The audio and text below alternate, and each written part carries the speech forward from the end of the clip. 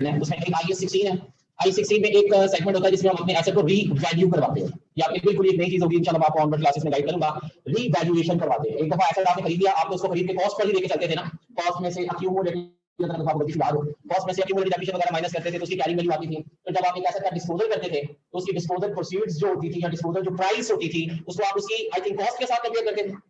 Profit loss calculate याद है ना, कैरिंग वैल्यू। तो वो कैरिंग वैल्यू का बेसिक फार्मूला क्या होता था? Cost minus accumulated depreciation. ठीक है ना? चलिए बेसिक जनरल आंसर दें, बात से बात नहीं है, सीखेंगे आप। लैंड की डेप्रिसिएशन होती है कि नहीं होती? बंद जी सर, अभी तो मैं डायरेक्ट आंसर कर सकता हूं।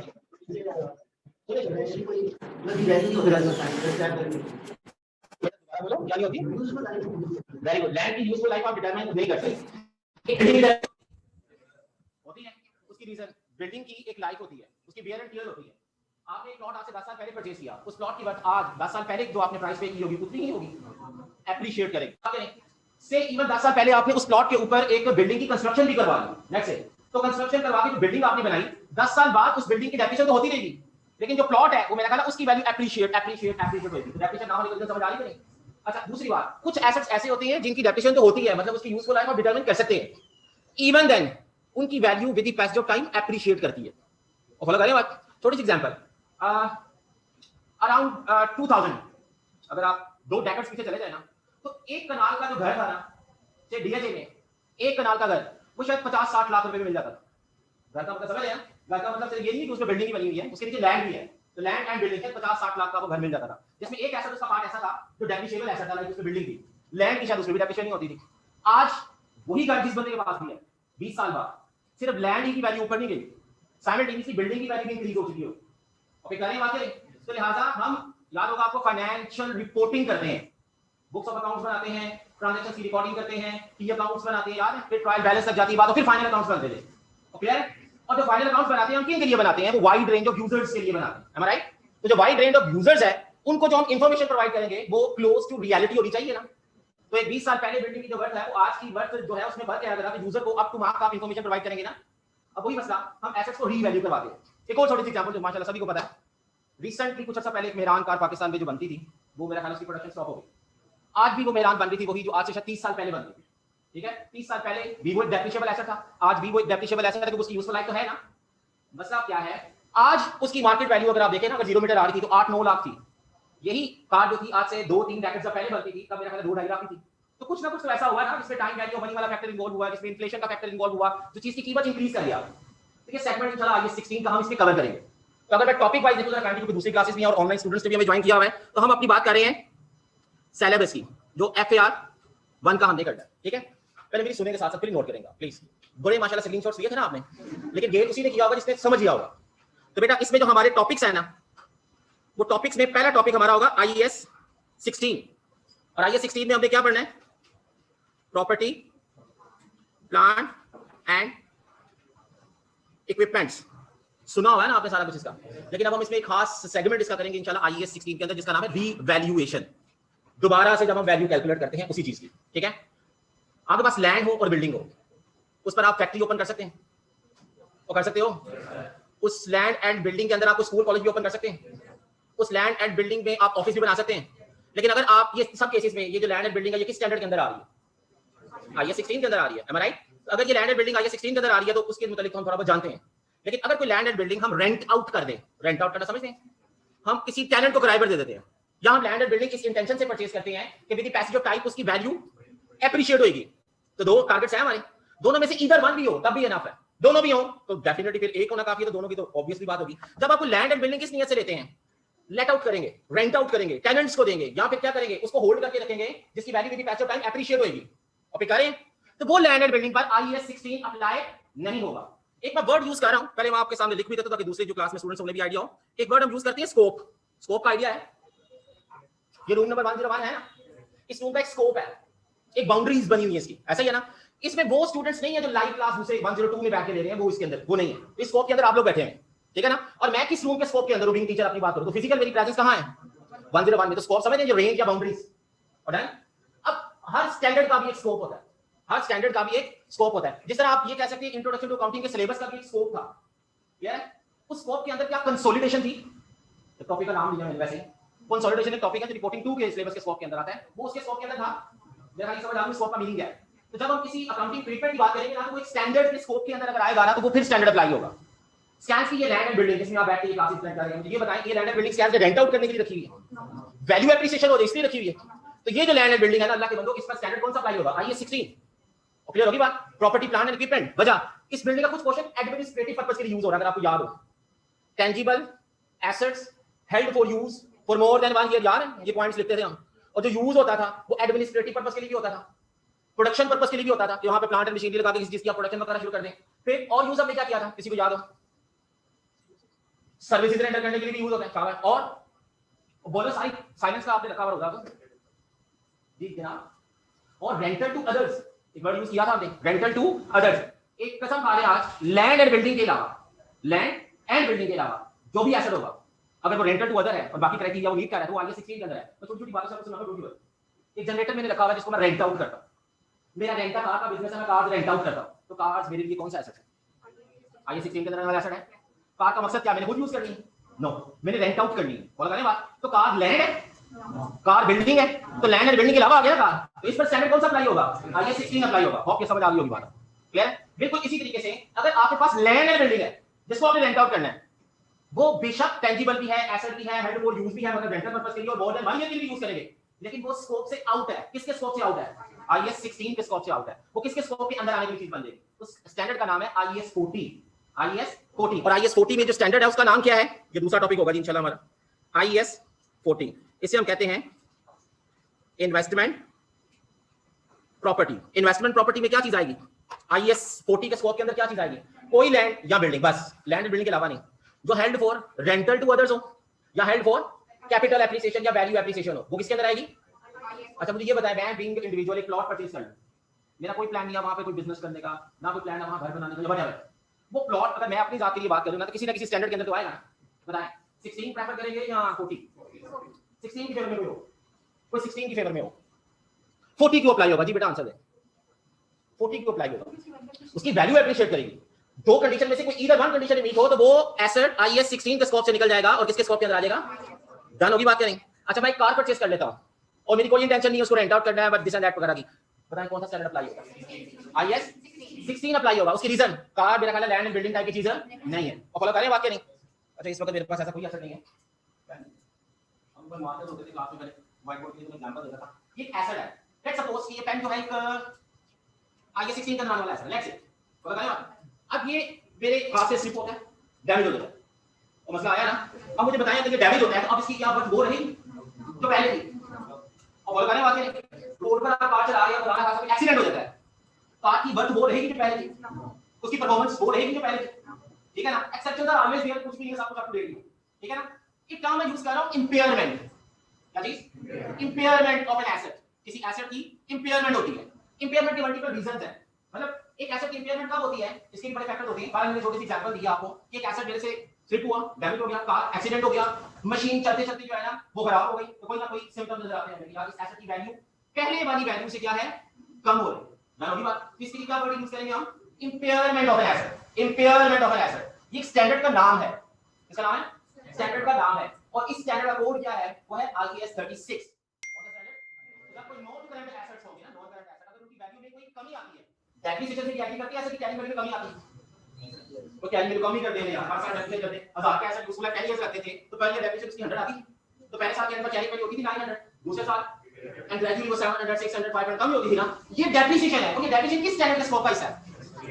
मैं बात कर रहा हूं ना, वो इंपेयरमेंट है, उसमें भी ऐसे की कैरी वैल्यू कम ही होती है, ठीक है ना? अगर वो सबूत मिल जाए वैल्यू का रीजन है, लेकिन ये वैल्यू कम होगी वो डेप्रिसिएशन की वैल्यू। डेप्रिसिएशन एक साल की अगर 100 है, 6 महीने निकाल सकते हैं, और 6 महीने निकाल सकते हैं, 2 महीने निकाल सकते हैं, 4 महीने निकाल सकते हैं, डिवाइडेड बाय 12 करते हैं, मल्टीप्लाई बाय, आपको समझ आ गई? पक्की बात है, मुझे लग रहा है मुझे समझा हुआ। अब इंपेयरमेंट जो है वो डेप्रिसिएशन की तरह नहीं है। आज डेट क्या है बताइएगा? 5 अक्टूबर को एक कार का एक्सीडेंट हो गया, और अगर बात उस कार की वर्थ एक्सीडेंट से पहले थी 1 मिलियन, और एक्सीडेंट के बाद उसकी वर्थ रहेगी सिर्फ 7 मिलियन। 3 मिलियन की क्या हुई? डेप्रिसिएशन। क्या हुई? Impairment of asset. एसेट की वैल्यू में कमी आई। तो अब मैं कहूं यार बताना कि 3 मिलियन सॉरी 3 लाख की जो हुई है इंपेयरमेंट, इससे 6 मिलियन की कितनी होगी? तो एक अखीर ही बताना चाहते हो कि आप मल्टीप्लाई से करें। इसकी रीजन इसमें फसाद की दर आज का दिन था, इस पॉइंट ऑफ टाइम पर, और अगर बात करें 10 बजे क्लास ओवर हो जाए, जो कुछ गेन करना है इसी पॉइंट ऑफ टाइम पे इसी ड्यूरेशन पर आप गेन करेंगे। और अगर बात करें उसके बाद मेरा आपका इंटरेक्शन है व्हाट्सएप ग्रुप के थ्रू, लेकिन फेस टू फेस इंटरेक्शन इस टाइमिंग्स के दौरान, और ये टाइमिंग्स आज की क्लास की टाइमिंग है। तो ये पॉइंट ऑफ टाइम होता है, अगर आपको याद हो स्टेटमेंट ऑफ फाइनेंशियल पोजीशन एक पॉइंट ऑफ टाइम की होती है। ABC statement of financial position 40 year लिखते हैं, और 40 ईयर लिखते हैं क्या, वो एज एट ईयर एंड लिखते हैं, ऐसा ही है ना। इंपेयरमेंट फॉर द पीरियड नहीं होती, इंपेयरमेंट क्या होती है, as at point of time होती है। बाकी डिटेल इंशाल्लाह स्टैंडर्ड पढ़ेंगे। मैं बेसिकली फॉर्मेलिटी पूरी कर रहा हूं, आपको आईडिया देने की टॉपिक्स है हमारे सिलेबस के अंदर, उसके क्या चीजें, ठीक है, सिर्फ डाउन भी बता रहा हूं, थोड़ा हिंट दे रहा हूं। तो इंपेयरमेंट 40 पीरियड नहीं होती, इंपेयरमेंट एक पॉइंट ऑफ टाइम पर होती है। इंपेयरमेंट एसेट की वैल्यू इंक्रीज हो जाती है, डिक्रीज हो जाती है। शायद ये कहा जा सकता है, रीवैल्यूएशन का वर्ड यूज किया था किस स्टैंडर्ड के अंदर पढ़ी हमने एक्शन, रीवैल्यूएशन में नॉर्मली शायद एसेट की वैल्यू इंक्रीज हो जाती है, बोला ना बात। लेकिन अगर कोई मिसहैप हो जाए उस एसेट के साथ, तो उसकी वैल्यू में डिटीरियोरेशन आ जाए, अदर दैन डेप्रिसिएशन, तो उसके लिए काम क्या यूज करेंगे हम, इंपेयरमेंट। स्टैंडर्ड कौन सा मैंने यूज किया इसके लिए। एक थर्ड टॉपिक इंशाल्लाह हम करेंगे आईएएस 36, इसका नाम क्या है, इंपेयरमेंट ऑफ एसेट्स। ये कौन से एसेट्स होंगे जिनकी इंपेयरमेंट हम करेंगे, ये ऑब्वियसली वो प्रॉपर्टी प्लांट इक्विपमेंट टाइप के या इन्वेस्टमेंट प्रॉपर्टी टाइप के एसेट्स होंगे। डिटेल इंशाल्लाह ऑनवर्ड हम करेंगे। आप में से किसी को लैपटॉप मिला गवर्नमेंट की तरफ से, माशाल्लाह सारी जीनियस बैठे हैं। जी सर कितने पैसे दिए थे आप, दिए थे जी, दिए थे मेरे, अच्छा मेरे पे जो आपने पैसे लगाए थे वो बात कर रहे हैं जी सर, तो मिल गया था तो 500 मैं देता हूं, मुझे भी 5 दिलवा देंगे यार। कुछ ना कुछ कंडीशन थी, इसलिए तो कुछ को मिला, सबको नहीं मिला। मुझे नहीं मिला, आपको मिला सर, मिला। किसको नहीं मिला जरा वो बता दे, हर बच्चे माशाल्लाह यहां बैठा हुआ नहीं मिला। ना मिलने की रीजन देखिए, मार्क्स का और मार्क्स का उस अप टू मार्क आना जो उन्होंने क्राइटेरिया, ये कंडीशन थी ना, ये बेसिकली थी गवर्नमेंट ग्रांट। क्या थी, गवर्नमेंट की तरफ से ग्रांट मिली आपको, और वो एक ग्रांट आपको लैपटॉप की फॉर्म में मिली।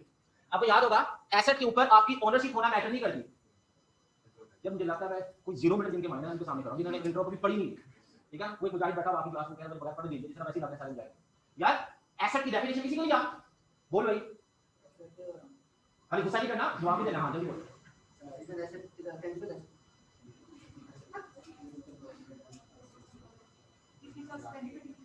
which gives us benefit in future। एक रिसोर्स होता था जिसका कंट्रोल, बिल्कुल सही है, बेनिफिट भी मिलता है, वो टेंजिबल मेरे भाई हो सकता है, याद नहीं, करंट भी हो सकता है, नॉन करंट भी हो सकता है, वो तो टाइप्स आ गई ना एसेट्स की। एसेट क्या होता था, खाली एक ऐसा रिसोर्स होता था जो हमारे कंट्रोल में होता था, और कंट्रोल का मतलब नेसेसरीली उसका रिस्क एंड रिवॉर्ड आपके पास होना था, ना कि उसकी ओनरशिप। और फॉलो करें बात, इसकी one of the best example अगर आपको याद हो, सब्सटेंस ओवर फॉर्म कांसेप्ट हमने किया था, नहीं किया था, मैं अभी बता रहा हूं आपको। सब्सटेंस ओवर फॉर्म कांसेप्ट याद है, हम हर ट्रांजैक्शन की कमर्शियल रियलिटी दिखाते थे, लीगल रियलिटी नहीं दिखाते थे। And one of the best example is of lease hold asset, जो एसेट आप जो कार आप लीज पर लेते हैं बैंक से, उसके बाद ओनरशिप मिल जाती है उसी वक्त आपको, आप लीगल ओनर बन जाते हैं उसकी। आप लीज की इंस्टॉलमेंट, लीज रेंटल जिसे कहते हैं हम, वो पे करते हैं और उसके बाद आप ओनर बनते हैं, am I right? लेकिन जब तक आप ओनरशिप नहीं ले रहे तो क्या वो चीज आपका एसेट नहीं है। कार का एक्सीडेंट आप करवाएं, क्या जिम्मेदारी उस बैंक पर होगी, वो आपका एसेट है, रिस्क एंड रिवॉर्ड आपसे रिलेटेड है। उस कार की वर्थ मार्केट में डबल हो जाए, क्या बेनिफिशियरी वो बैंक हो जाएगा, वो आप है, रिस्क एंड रिवॉर्ड आपसे रिलेटेड है। क्लियर है। तो एसेट के लिए क्या चीज होना मैटर नहीं करता, ओनरशिप होना मैटर नहीं करता। जो लैपटॉप आपको गवर्नमेंट की तरफ से मिला था, क्या आप उसकी ओनर थे पहले, जो गवर्नमेंट ने आपको दे दिया, लेकिन जब आपको मिल गया तो रिस्क एंड रिवॉर्ड आपके पास आ गए उस चीज के, तो आपके एसेट्स में इंक्रीज हुआ ना। बेटा जरा मेरी सुनिए प्लीज, हैंड प्लीज नहीं सुनिए, वो बार-बार आपको 40 आपने ऑनलाइन क्लास पढ़ी थी, बात होगा, ठीक है। वो जो एसेट के ऊपर ओनरशिप है वो मैटर नहीं करती, क्या चीज मैटर करती है, कंट्रोल मैटर करता है। और फॉलो करने बात देखें, मैं उठा के दिखाऊंगा क्योंकि काफी चीजें कलेक्टेड हैं। ये मेरे पास डिवाइस है, मेरी पोजेशन में है, और फॉलो करने बात करें, मेरी पोजेशन में है ना, मेरा एसेट है अब ना। हया ईमान का हिस्सा है, एक आयत मुझे ना वो हदीस याद आ रही है, आपकी शक्ल देख रही है, बताएं हया करने हो कुछ बता दें, मेहरबानी करके बताएं। कंट्रोल है, क्या कंट्रोल है बेटा, मैं ये लिख रहा हूं, देखिए मैं कंट्रोल का वर्ड भी लिखता हूं, देखें वो लिखा भी नहीं गया मेरे से, देखें नो। रिस्क एंड रिवॉर्ड पर मेरा कंट्रोल है इसमें, बताएं। इसका सॉफ्टवेयर भी खराब हो जाता है, वैसे बता दूं, वो आईटी शायद साहब आके अभी सब अपडेट करके गए ना, ये स्कैन्स का एसेट है बेटा, ये मेरा नहीं है, मैं तो जस्ट एक प्रोजेक्ट, ये इस वक्त मल्टीमीडिया प्रोजेक्टर यूज हो रहा है, ये तो मेरे कंट्रोल में आ गया। ये किसका एसेट है, रिस्क एंड रिवॉर्ड का किससे रिलेटेड है, और शायद स्कैन ये सारा एसेट तो है लोन के पैसों से लिया हो, जो लीगल ओनरशिप में शायद ना हो, लेकिन रिस्क एंड रिवॉर्ड से इससे रिलेटेड है ना। तो भाई याद रखिए, जो गवर्नमेंट की तरफ से आपको एक एसेट मिला है, उसका रिस्क एंड रिवॉर्ड तो आपके पास आ गया। डेबिट आप क्या करेंगे, लैपटॉप गवर्नमेंट की तरफ से जो आपको एसेट मिला है उसकी कोई ना कोई तो वर्थ होगी ना। भाई कितने तक की वर्थ होती है, आइडिया होगा आपको। मेरा ख्याल है आपको 40, मेरे कोई एक दो भांजों को भी मिला आइडिया, 45 50 तक, मैं 40 चले लगा रहा, एक फेयर वैल्यू तो है ना उसकी, या अराउंड इतनी चीज की वर्थ आपको मिली है। अब डेबिट तो आप करेंगे क्या चीज, एसेट क्या, लैपटॉप, ठीक है। एक फार्मर है, किसान है बंदा, उसको गवर्नमेंट की तरफ से एक थ्रेशर मिलता है, एक ट्रैक्टर मिलता है, ट्रैक्टर भी है, ट्रैक्टर वो फार्मर से यूज होता है, ट्रैक्टर मिलता है, एसेट मिला उसको, डेबिट करेगा वो, क्रेडिट उसने पैसे दिए, क्रेडिट कैश उसका होगा। इन्होंने कहा कि एक एफिडेविट को 100 का बनाया आपने, तो वो 100 से कैश इनका क्रेडिट हुआ, डेबिट एक्सपेंस होगा वो, क्या कह रहा है, वो एसेट तो नहीं 100 का तो नहीं था एसेट, वो 40,000 का एसेट था। तो ये जो रिडल है ना हम इंशाल्लाह रिजॉल्व करेंगे एक स्टैंडर्ड के थ्रू जिसका नाम क्या है, गवर्नमेंट ग्रांट। क्या चीज, तो गवर्नमेंट ग्रांट में हमने डेबिट देख लिया कि हमें गवर्नमेंट की तरफ से कोई एसेट या कोई रिसोर्स मिल रहा है जिसका रिस्क एंड रिवॉर्ड हमारे पास आ जाएगा। डन, तो डेबिट तो एसेट होगा, क्रेडिट क्या होगा ये हम इंशाल्लाह IAS 20 पढ़ के देखेंगे। पर लाख की क्लियर है, आपने गवर्नमेंट को पेमेंट नहीं करनी, तो करनी है फ्यूचर कंडीशन थी कि भाई इतने परसेंट मार्क्स हो आपने स्कोर किया तो आपको चीज मिल गई, तो डेबिट तो एसेट कर दिया आपने। क्रेडिट क्या होगा आपके लिए, अदर इनकम बनेगी। क्या बनेगी, अदर इनकम। एक इनकम ही है ना, गेन नहीं किया ना आपने, फ्री में मिल गया। क्या कह रहा है, हाँ क्रेडिट कुछ और भी रीजंस होते हैं जिसमें गवर्नमेंट फ्यूचर से रिलेटेड कंडीशन अटैच कर देती है कि भाई ऐसा करके दिखाना है।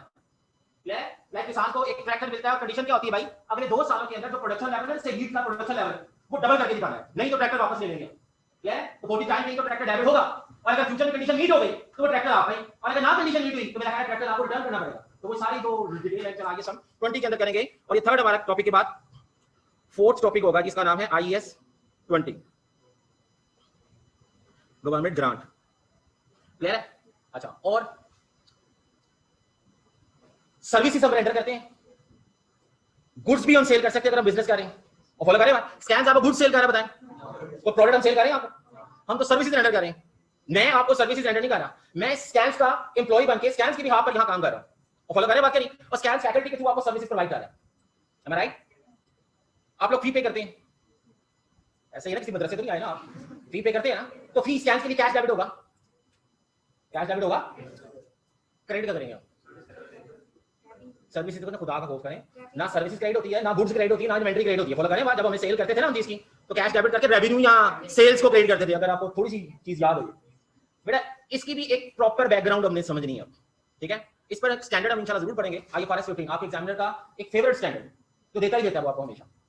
अब उसमें है क्या, हम रेवेन्यू, याद है रेवेन्यू भी इनकम होती है, और इनकम का वो पार्ट जो एक बिजनेस अपनी ऑर्डिनरी या रूटीन एक्टिविटी से अर्न करता है उसे हम शायद रेवेन्यू कह देते हैं, ऐसा ही है ना। तो अब क्या रेवेन्यू हम अपनी बुक्स में रिकॉग्नाइज कर लेंगे? अगर आपने हमें पैसे दिए आज से, आज एक स्टूडेंट ने 20,000 दिया स्कैन्स को, जो कि 4 महीनों के सेशन के लिए पैसे हैं, स्कैन्स कैश डेबिट करेगा आज के नहीं करेगा 20,000 से, वो करेगा कि नहीं? क्रेडिट 20,000 से रेवेन्यू कर देंगे आज हम। क्या हमने अपने एंड पर जो हमारा ऑब्लिगेशन था, जो हमारी रिस्पांसिबिलिटी थी, जो हमारा परफॉर्मेंस ऑब्लिगेशन था, वो मीट कर दिया? आज सिलेबस खत्म हो रहा है हमारा सारा, बताएं आज सारा कुछ कर दिया मैंने आपको? नो, मैं अपनी जात की बात नहीं कर रहा, मैं आपको स्कैन्स का रिप्रेजेंटेटिव बन के एड्रेस कर रहा हूं। तो स्कैन्स की अपनी जिम्मेदारी पूरी तो नहीं ना की, ये over the period of time होगी, क्लियर है। और जो ही सेशन एड होगा, जो सारे के सारे पैसे स्कैन्स ने आपसे लिए हुए हैं, वो स्कैन्स की रेवेन्यू बन जाएगी। और क्लियर है। Take this in another way, एक चेयर है जो मैंने 5,000 में सेल करनी है, आपने मुझे अभी 5,000 दिया और मैंने अभी चेयर आपको हैंड ओवर कर दी, रिस्क एंड रिवॉर्ड आपके पास चला गया इस एसेट में, मेरा performance obligation will come to end, मतलब मेरी जिम्मेदारी खत्म है ना, ये चेयर मैंने, तो अभी मैं रेवेन्यू रिकॉग्नाइज कर लूंगा, यानी कैश को डेबिट कर लूंगा, क्रेडिट कैसे कर लूंगा, रेवेन्यू को या सेल्स को। जैसे राइट। सर्विसेज की बात करें तो सर्विसेज एट वंस डिलीवर नहीं हो सकती। हाँ, ऐसा हो सकता है कि हर लेक्चर का 500 रुपया रख लें, हर लेक्चर का 500 रुपया रख लें, तो दिमाग से रखिएगा, आज एक लेक्चर डिलीवर होने के बाद स्कैन्स का राइट बनेगा 500 रुपए पे, कि भाई 500 तक हमने सर्विसेज रेंडर कर दी है, तो 500 तक तो रेवेन्यू रिकॉग्नाइज हो जाएगी। बाकी अगर किसी बच्चे ने 20,000 स्कैन्स को दिया हुआ है, तो उसमें से -500 करके 19,500 अभी भी स्कैन्स के ऊपर एक ऑब्लिगेशन है जो over the period of time पूरा होगा। तो रेवेन्यू रिकॉग्नाइज करने के तरीके होते हैं कुछ, ठीक है ना, वो हम इन डिटेल पढ़ेंगे उस स्टैंडर्ड में जिसका नाम है IFRS 15। वैसे भाई ये IAS stands for what, international accounting standard. अब हमारा फिफ्थ टॉपिक जो होगा ना, ये IFRS 15 होगा, और इसका नाम क्या है, revenue from contract with customers. जो कस्टमर के साथ हमारा कॉन्ट्रैक्ट होता है उससे रेवेन्यू जो आती है उसको किस पैटर्न पर रिकॉग्नाइज किया जाएगा। क्लियर है? ये डिटेल हम इंशाल्लाह IFRS 15 के अंदर पढ़ेंगे। एनी इशू जी, कोई क्वेश्चन यहां तक है पूछ लें, एक सेकेंड।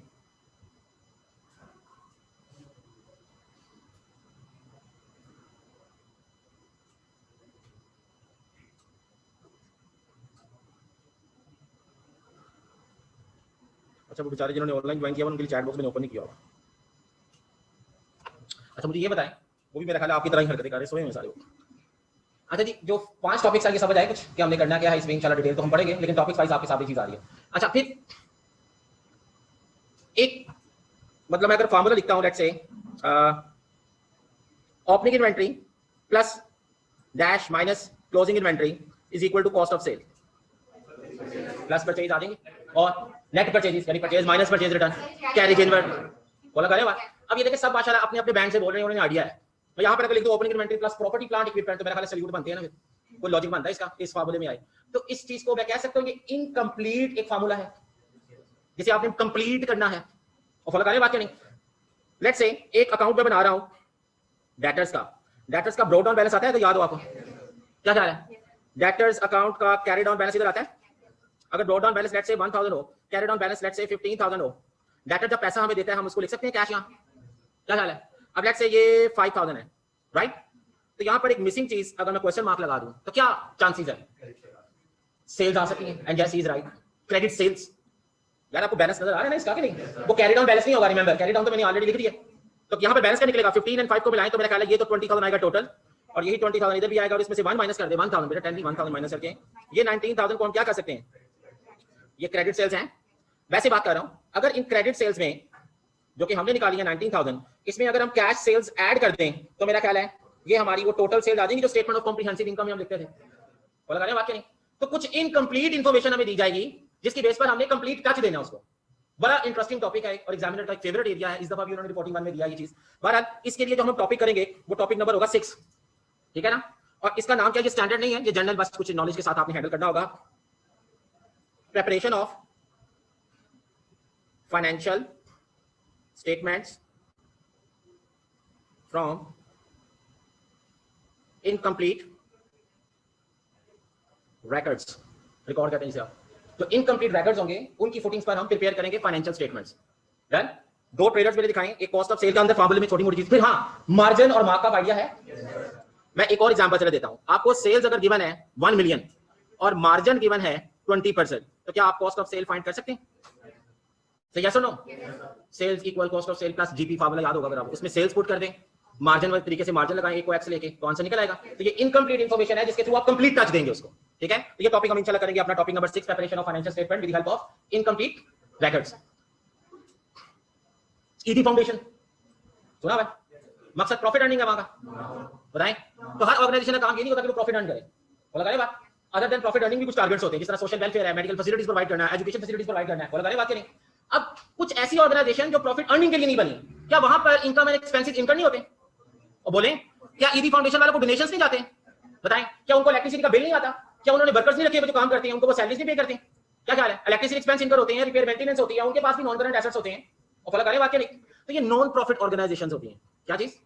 तो नॉन प्रॉफिट ऑर्गेनाइजेशंस के लिए एक सेपरेट टॉपिक है, ठीक है, जिसमें हम उनके लिए इनकम स्टेटमेंट नहीं बनाते, क्योंकि इनकम स्टेटमेंट का तो एंड रिजल्ट क्या निकलता है? प्रॉफिट या, और ये लोग क्या करते हैं? इनकम एंड एक्सपेंडिचर अकाउंट पढ़ा बेटा आपने पहले? ये लोग बनाते हैं एक अलग स्टेटमेंट जिसका अल्टीमेट एंड रिजल्ट अगर प्रॉफिट है तो उसे प्रॉफिट का वर्ड नहीं देंगे, ये क्या वर्ड यूज करेंगे? सरप्लस, ठीक है? डिटेल इंशाल्लाह बाद में पढ़ेंगे, सारा कुछ आते नहीं खत्म करना, ठीक है? अब इसमें हमारा एक 7 टॉपिक होगा, क्या उसका नाम है? इनकम एंड एक्सपेंडिचर अकाउंट्स, और ये फॉर किसके लिए होगा? Non profit organisations. आपसे कहा जाए कि इनकम स्टेटमेंट बना लो, नॉन प्रॉफिट ऑर्गेनाइजेशन, पहली मिस्टेक क्या पकड़ना? इनकम स्टेटमेंट बोल नहीं सकते, उसके लिए क्या डिफरेंट यूज होगा। प्रॉफिट के लिए वर्ड यूज प्रॉफिट का नहीं होगा, क्या वर्ड यूज होगा? लॉस के लिए वर्ड लॉस का यूज नहीं होगा, उसके लिए वर्ड यूज होगा डेफिसिट। डेफिसिट समझते हैं? बस सारा है नुकसान हो जाता है, ये डेफिसिट है, सारी बातें ऐसी मत की ऑप्शन उसने बनाई होती है कि आगे वर्ड चेंज कर देंगे, ठीक है? कैपिटल का एसेट्स, मेरा ख्याल है एसेट्स मल्टीप्लाई बाय लायबिलिटी, क्या पता? Assets minus liability, assets are is equal to capital plus, इसको जरा मॉडिफाई करें तो मेरा ख्याल है एसेट्स माइनस लायबिलिटी अगर आप देखें तो कैपिटल की बराबर आता है। तो नॉन प्रॉफिट ऑर्गेनाइजेशन में ओनर कोई नहीं होता, और अगर बात, लेकिन उसमें भी एसेट्स होते हैं, उसमें भी लायबिलिटीज होती हैं, उनमें एसेट्स माइनस लायबिलिटीज करेंगे तो कोई फंड्स वगैरह के सामने आते हैं। वो इंशाल्लाह इस टॉपिक के अंदर करेंगे जी। कितने टॉपिक्स हो गए? अच्छा, इन 7 टॉपिक्स में से ना इतना पेपर आ जाता है कि आप इजीली मोर देन 50% स्कोर कर लें। मेरी बात समझ आ रही है? लेकिन फिर भी कुछ और टॉपिक्स हैं, वो मैं टॉपिक इंशाल्लाह पूरे आपको लिखवा के निकलूंगा क्लास से। कितने टॉपिक्स हो गए जी? ये 7। ये नीचे वाला एरिया रेस कर दूं, कुछ स्क्रीनशॉट लेना माशाल्लाह। चलें जी। अच्छा जी, कुछ स्टैंडर्ड्स प्लीज सुने बेटा। एक स्टैंडर्ड हम और करेंगे, उस स्टैंडर्ड का नाम है IAS 23, और ये है बोरिंग कॉस्ट्स। लोन लेते हैं 1 लाख, उसके ओवर एंड अबव आपको पे करना पड़ता है, वापसी पे क्या इंटरेस्ट पे करना पड़ेगा, तो interest is boring cost. 1 lakh का loan is not a boring cost. 1 lakh के ऊपर 10% जो इंटरेस्ट होगा that will be boring cost. बोला करने बात करेंगे। और अगर आपने 1 लाख का लोन लिया और एक बिल्डिंग की कंस्ट्रक्शन करवानी है, इसकी तो बिल्डिंग की construction will take substantial period of time, कुछ टाइम लगेगा बनाने में। तो जब बिल्डिंग से 8 महीनों में मुकम्मल होती है, तो जो 8 महीनों का इंटरेस्ट पड़ेगा ना उस लोन पर, वो ये स्टैंडर्ड IAS 23 जिसका नाम बोरिंग कॉस्ट है, वो कहता है भाई कैपिटलाइज कर दो, उस बिल्डिंग की कॉस्ट का हिस्सा बना दो। ये करें बात, क्यों बना दोगे हिस्सा? और यार वो बिल्डिंग किस पैसों से बनाना शुरू की थी? लोन के पैसों पर। और वो लोन अवॉइड किया जा सकता था, कैसे? अगर बिल्डिंग ना बनानी होती है बोला करें बात। तो जो इंटरेस्ट उसके ऊपर इनकर हो रहा है वो फसाद की जड़ पीछे बिल्डिंग थी, तो जितना अर्सा बिल्डिंग मुकम्मल होने में लेगी ना उतने पीरियड का इंटरेस्ट उस बिल्डिंग की कॉस्ट का हिस्सा बना देंगे। ये कुछ वैसी ही चीज है जिस तरह बिल्डिंग की कंस्ट्रक्शन के लिए अगर आपने कोई आर्किटेक्ट हायर किया है तो आर्किटेक्ट की बिल्डिंग की कॉस्ट का हिस्सा बनेगी। बोला करें बात। बिल्डिंग की ट्रांसपोर्टेशन कॉस्ट तो नहीं आ सकती, तो समझते हैं क्या ख्याल है? कंस्ट्रक्शन कॉस्ट उसकी कॉस्ट का हिस्सा बनेगी। क्या ख्याल है? जो स्टील, जो ब्रिक, जो सीमेंट, जो सैंड वगैरह लगेगी वो कॉस्ट उसका हिस्सा बनेगी। इसी तरह से जितने महीने बिल्डिंग मुकम्मल होने में ले रही है उतने महीनों का इंटरेस्ट बिल्डिंग की कॉस्ट का हिस्सा बनेगा। और डन। और once the building is in ready for use position, उसके बाद कोई चीज उसकी कॉस्ट का हिस्सा नहीं बनेगी, बल्कि उसके बाद वो सिलसिला शुरू हो जाएगा डेप्रिसिएशन का, क्योंकि उसकी यूजफुल लाइफ स्टार्ट हो जाएगी। क्लियर है? बाकी डिटेल इंशाल्लाह आगे समर 23 के अंदर पढ़ेंगे। जी सर कोई और टॉपिक आ रहा हो जाए? रेशियो एनालिसिस बिल्कुल। अब अगले जो टॉपिक्स आपके साथ में डिस्कस करूंगा ना वो टॉपिक बेसिकली है लिमिटेड कंपनी के। मतलब सुना हुआ कंपनी? तो भाई एक हम इंशाल्लाह अजीज 9th टॉपिक करेंगे, इसका नाम है IES 1। अब आप सोच रहे होंगे ये सारे IES आगे पीछे हो रहे हैं, जिस सीक्वेंस में मैं आपको लिखवा रहा हूं ये टॉपिक इसी सीक्वेंस में इंशाल्लाह हम अपना सिलेबस वगैरह जो है ना कंप्लीट करेंगे। IES 1 ये क्या है? ये आप कह सकते हैं प्रेजेंटेशन ऑफ, जी बेटा मुझे बताएं, ये प्रेजेंटेशन ऑफ प्रेजेंट करना होता है ना, कंपनी की फाइनेंशियल स्टेटमेंट कैसे प्रेजेंट करेंगे ये हम सीखेंगे इंशाल्लाह IES 1 के अंदर। और ये IES 1 किसके लिए होगा? For limited companies. Human body में ब्लड की वेटेज होती है कि नहीं होती? बोलो। ब्लड की एक खास लेवल की वेटेज होती है, हेमोग्लोबिन वगैरह की खास लिमिट होती है, उससे नीचे भी बंदा डिस्टर्ब। ब्लड की सर्कुलेशन का एक प्रॉपर चैनल में चलना वो एक सर्वाइवल के लिए, हेल्थ के लिए मैटर करता है ना। तो जिस तरह कहते हैं ना कि बॉडी के लिए ब्लड की वेटेज है, इसी तरह कहा जाता है कि भाई किसी भी ऑर्गेनाइजेशन के लिए ना कैश की वो वेटेज है जो किसी बॉडी के लिए ब्लड की वेटेज है। कैश की सर्कुलेशन सही होगी तो ऑर्गेनाइजेशन सर्वाइव करेगी। और फॉलो करें बात के नहीं, कैश की सर्कुलेशन रुक जाएगी ना तो ब्लड की सर्कुलेशन रुकने से बंदा डेड हो जाता है, कैश की सर्कुलेशन रुकने से ऑर्गेनाइजेशन डेड हो जाएगी। फॉलो करें बात। तो इस चीज पर चेक एंड बैलेंस रखने के लिए एक स्टेटमेंट है जो लिमिटेड कंपनी की इंशाल्लाह आपके सिलेबस में जो है इस दफा टॉपिक के पेपर में आना है। तो get ready for this. IES 7 का बड़ा प्रोबेबल चांस है आपके पेपर में आने का। यार मैंने कहा था BRS का बड़ा पैट चांस है तब आने का। BRS यार मेरा क्या होती थी वो बैंक रिकॉन्सिलिएशन से, तो तकरीबन 18 से 20 नंबर का क्वेश्चन है, 18 नंबर क्वेश्चन है। तो 18 नंबर में से मेरा ख्याल कम से कम 14-15 नंबर तो आने चाहिए एवरेज बच्चों के। मैच करना मैटर नहीं करता, उसमें एंड में चालाकी सिखाई गई थी आपको कि दोनों में से जो भी कंप्लीट हो गया ना, जो फर्क आया ना अनआइडेंटिफाइड, समझ तो ये हो गया। सही है भाई, सब घुसा रहे तो बात चल रही है, यकीन करें मुझे लग रहा है तो मास के अंदर भी मुझे ना कोई अच्छे अल्फाज यूज नहीं करना मेरे लिए, मैं हिसाब लगा रहा हूं तेरा। 9th के बाद ये सेकंड लास्ट टॉपिक होगा जी हमारा, और इसका नाम है IES 7 statement of cash flows. Cash flows का मतलब कैश इनफ्लो भी होगा और कैश आउटफ्लो। तो cash flows covers both inflow of cash and outflow of cash. Clear है? कैश की तरफ से मैं अपनी जात की बात करूं तो मुझे सैलरी मिलती है, वो मेरे लिए कैश, और उसके बाद मेरे सारे मंथ्स के एक्सपेंसेस होते हैं जो प्लस माइनस वो सारे आउटफ्लोज हैं। और इनफ्लोज अगर एक्सीड कर जाए मेरे आउटफ्लो से तो मेरे पास क्वेश्चन है कि कैश इन हैंड बचेगा शायद मेरे पास, और अगर मेरे आउटफ्लोज एक्सीड कर जाए कैश इनफ्लो से तो मेरे लिए वो प्रॉब्लमेटिक सिचुएशन या एक अलार्मिंग सिचुएशन क्रिएट करना शुरू करेगा। तो इस चीज पर एक ऑर्गेनाइजेशन का भी सर्वाइवल होता है कि भाई कैश की सर्कुलेशन थ्रू प्रॉपर चल रही है कि नहीं, ये हम इंशाल्लाह करेंगे IES 7 के अंदर। ठीक है? इसका नाम भी क्या है? Statement of cash flows. क्या फरमाया था आपने टॉपिक वाला? Ratio analysis. और तो रहता है इन टॉपिक को सही तरह से टेम्पल करना, सिर्फ नाम से नहीं पेपर पास होने, याद रखें। ठीक है? इंटरप्रिटेशन समझते हैं? वैसे तो हम कुछ भी नहीं समझते हैं पढ़ाई से रिलेटेड, बट इंटरप्रेट करना। सुनो ये भाई साहब बोलो कुछ बोल कुछ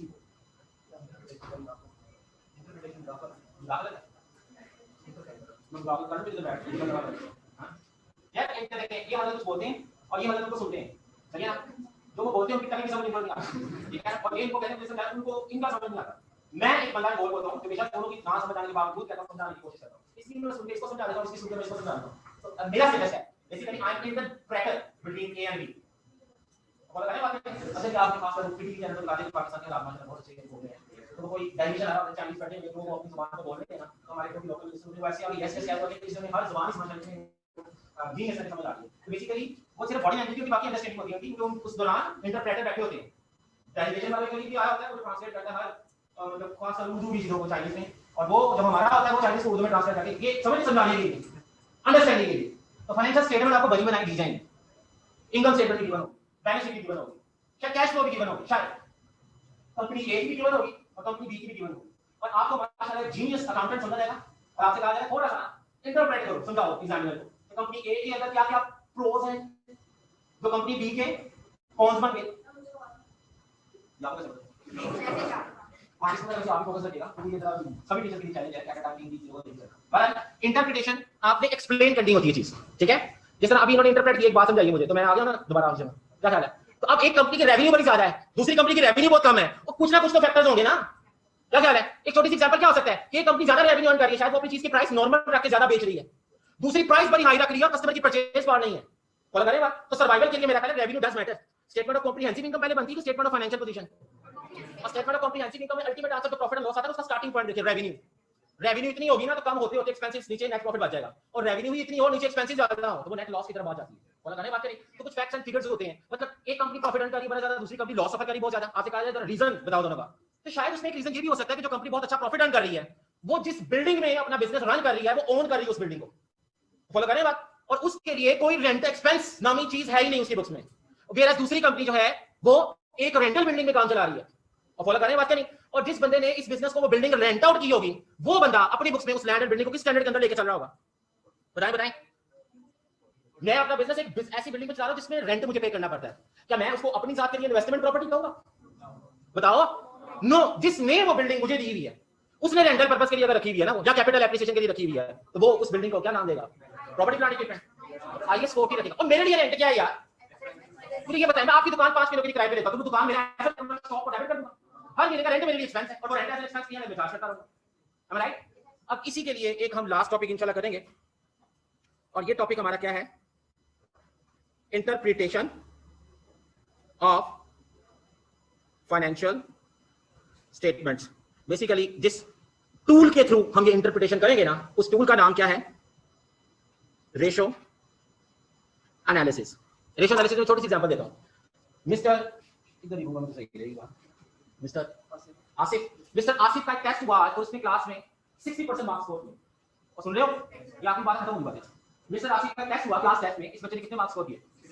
अब मैं बेटा 2 मिनट के लिए रोक देना, ये जरा इंपॉर्टेंट है।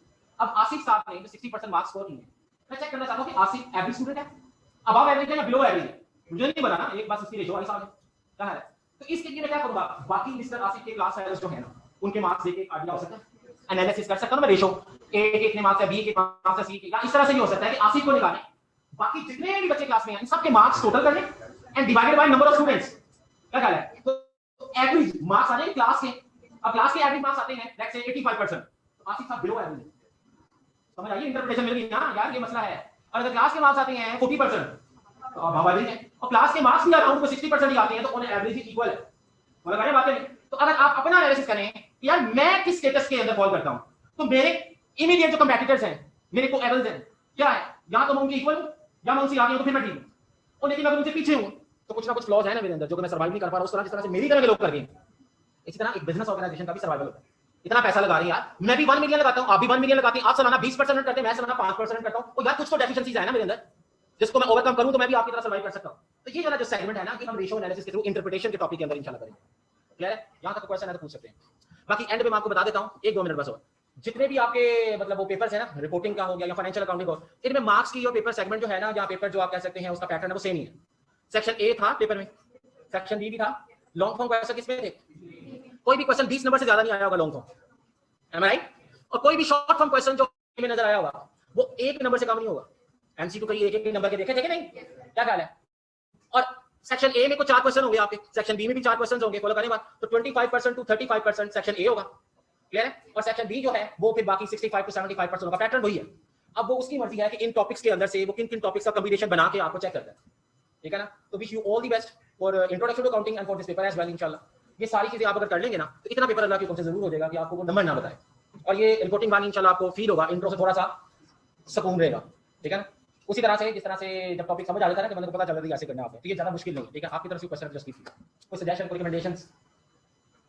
बोलो, सारे ज़ॉम्बीज बन के बैठे होते हो, बताओ। हां, आज कोई मसला नहीं, बाकी इंशाल्लाह wish you all the best.